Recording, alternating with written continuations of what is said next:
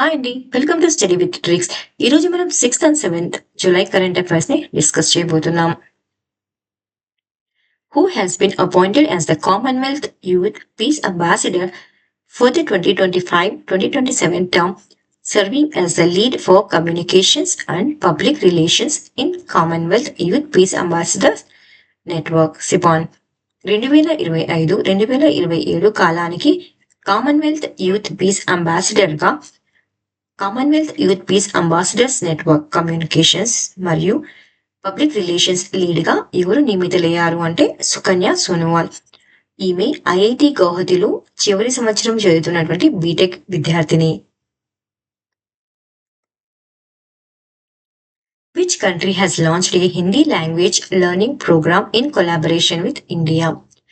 భారతదేశంతో కలిసి హిందీ భాష అభ్యాస కార్యక్రమాన్ని ప్రారంభించిన దేశం ఏది అంటే శ్రీలంక దేశం. Which Indian city launched the country's first QR-based digital house address system? భారతదేశంలో మొట్టమొదటి, ఇది ఇంపార్టెంట్ క్వశ్చన్ అండి.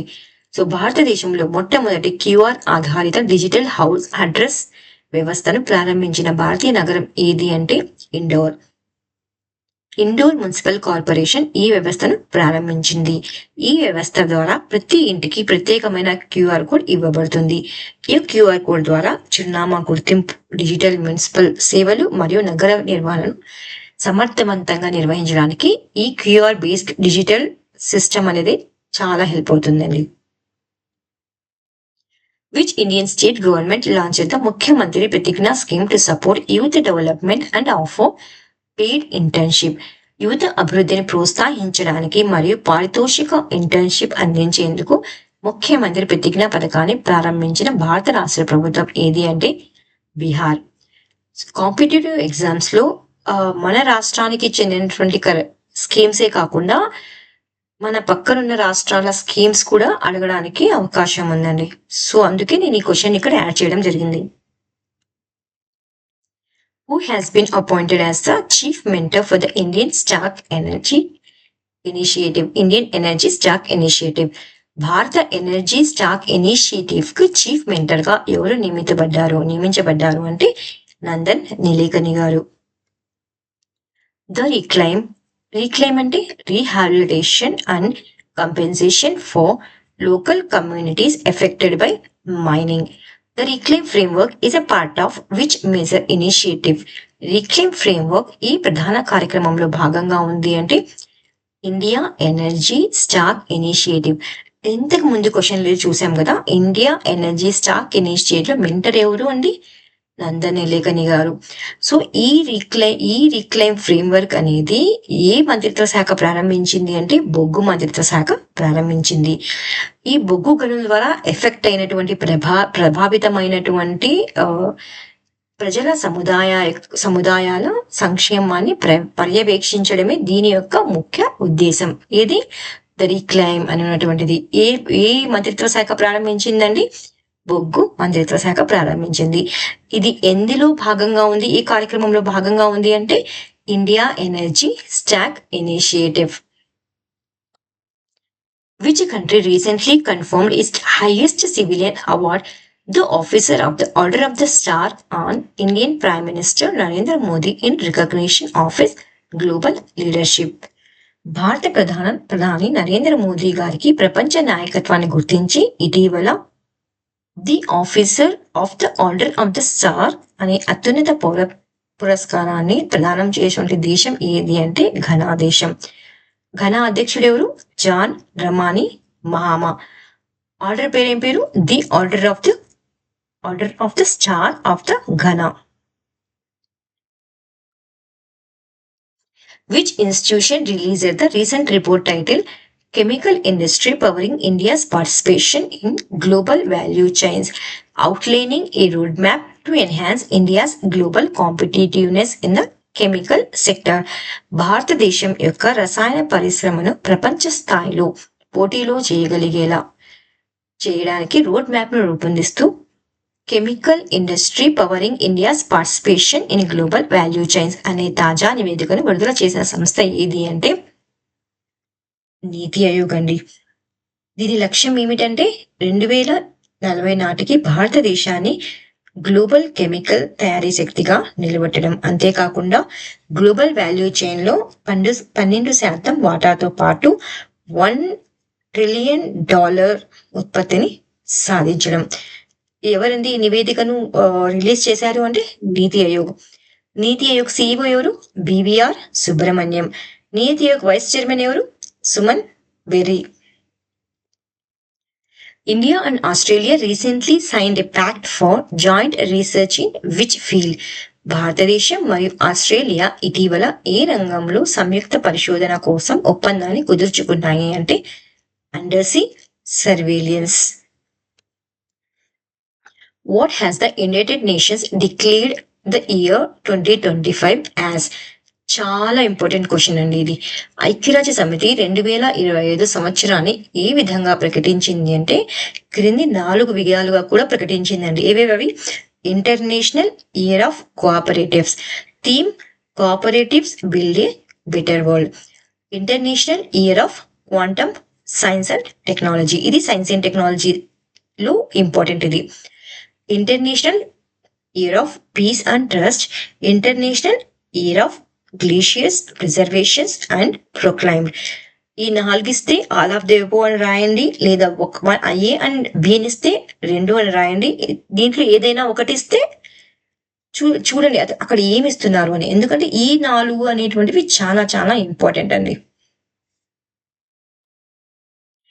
Which fintech company Hess launched it's India's first UPI powered bank branch in Bengaluru. భారతదేశంలోనే మొట్టమొదటి అండి ఇది. సో భారతదేశంలో మొట్టమొదటి UPI ఆధారిత బ్యాంక్ బ్రాంచ్ ను బెంగళూరులో ప్రారంభించిన ఫిన్టెక్ కంపెనీ ఏది అంటే స్లైస్ కంపెనీ. ఎక్కడ ప్రారంభించింది? బెంగళూరులో అంటే కోరమంగళలో ప్రారంభించింది. ఈ బ్రాంచ్ లో డెబిట్ కార్డు లేకుండానే UPI ద్వారా నగదు డిపాజిట్ మరియు నగదును విత్డ్రాల్ చేసుకోవచ్చు. What is the renewable energy target for Amaravati, the planned capital of Andhra Pradesh, to become the world's first? ప్రపంచంలోనే మొదటిది. చాలా important questions. World first city powered entirely మొత్తం ఎనర్జీ. ఏ ఎనర్జీ అని? గ్రీన్ ఎనర్జీతో నడుస్తుంది. సో ఆంధ్రప్రదేశ్ రాష్ట్రానికి ప్రణాళికాబద్ధంగా నిర్మించబడుతున్నటువంటి రాష్ట్రధాని అమరావతి పూర్తిగా పునరుత్పాదక శక్తితో నడిచే ప్రపంచంలోనే మొట్టమొదటిది నగరంగా మార్చేందుకు లక్ష్యంగా పెట్టుకున్న పునరుత్పాదక శక్తి అంటే 2700 మెగావాట్లండి. ఈ లక్ష్యాన్ని సాధించేందుకు ఎంత ఖర్చు చేస్తున్నారు అంటే ప్రాజెక్ట్ ఖర్చు 65,000 కోట్లు. ఇది సౌరశక్తి, వాయుశక్తి మరియు జల విద్యుత్ వంటి పునరుత్పాదక శక్తి వనరులు సమన్వయం చేస్తూ నగరంలోని మొత్తం విద్యుత్ అవసరాలను తీర్చిదిద్దడానికి రూపొందించబడింది. On which date is World Zoonosis Day observed every year? ప్రతి సంవత్సరం ప్రపంచ జూనోసిస్ దినోత్సవాన్ని ఏ తేదీన నిర్వహిస్తారు అంటే జూలై 6th. ఈ రోజున ఈ దినోత్సవాన జునోటిక్ వ్యాధులపై అవగాహన పెంచడం కోసం నిర్వహించబడుతుంది. జునోటిక్ వ్యాధులు అంటే జంతువుల నుండి మనుషులకు సంక్రమించేటువంటి అంటువ్యాధులు. 1885 జూలై 6న ఫ్రెంచ్ శాస్త్రవేత్త లూయి పాస్టర్ మొదటిసారిగా రేబీస్ వ్యాక్సిన్ విజయవంతంగా బాలుకి ఇచ్చారు. సో ఈ ఘట్టాన్ని గుర్తు చేసుకుంటూనే ఈ దినోత్సవాన్ని జరుపుకుంటాం. ఏ దినోత్సవం అండి? World zoonosis day. ఏ రోజున జరుపుకుంటాం? July 6th. Where was the first national conference of urban local bodies held? పట్టణ స్థానిక సంస్థల మొదటి జాతీయ సదస్సు ఎక్కడ నిర్వహించబడింది? ఇలాంటి క్వశ్చన్ పాలిటీలో అడగడానికి ఛాన్సెస్ ఉందండి. ఎక్కడ అంటే గురుగ్రామ్ లో నిర్వహించబడింది, హర్యానాలో. ఏ తేదీన అంటే జూలై 3, 4 తేదీన నిర్వహించబడింది. ఏ స్థలంలో అంటే international centre for automatic technology ICAT, Manesar, Gurugram. ఈ సభను ఎవరు ప్రారంభించారంటే ఓం బిర్లా గారు. ఈ సభ యొక్క థీమ్ ఏది అంటే role of urban local bodies in strengthening constitutional democracy and national building.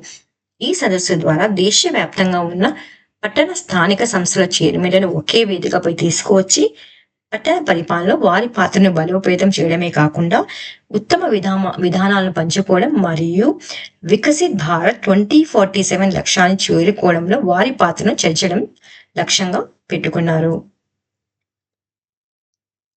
Which district in Tamil Nadu has been selected for the establishment of 1900 crore PM Mitra Textile Park?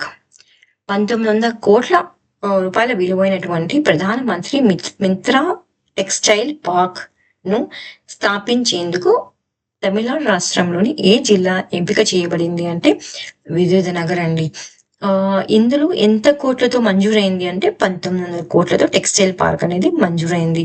ఎన్ని ఎకరాలలో అంటే 1152 ఎకరాల విస్తీర్ణంలో దీన్ని నిర్మిస్తున్నారు. ఈ పిఎం మిత్రా టెక్స్టైల్ పార్క్ అనేటువంటిది make in ఇండియాలో భాగంగా నిర్మిస్తున్నారు. ఎన్ని రాష్ట్రాల్లో నిర్మిస్తున్నారు అంటే 7 రాష్ట్రాల్లో అండి. 7 రాష్ట్రాల్లో 7 textile parks like Madhya Pradesh, Uttar Pradesh, Maharashtra, Telangana, Tamil Nadu, Karnataka మరియు గుజరాత్. దీని మొత్తం బడ్జెట్ ఎంత అంటే 4,445 కోట్లు. ఎంత కాలానికి అంటే 2027 2028 వరకు ఇంత బడ్జెట్ ని అలొకేట్ చేశారండి. సో ఇది కూడా చాలా ఇంపార్టెంట్ క్వశ్చన్. సో ఇది ఇవాల్టి క్విజ్ క్వశ్చన్ అండి. What is the name of the stealth frigate recently received by the Indian army under project 17A? ఈ క్వశ్చన్ ని మనం 5th జూలై కరెంట్ అఫైర్స్ లో డిస్కస్ చేసాం. ఒకవేళ చూసిండకపోతే ఒకవేళ ఆ కరెంట్ అఫైర్స్ ని రెఫర్ చేసి please comment the answer. Thank you so much for watching study with tricks.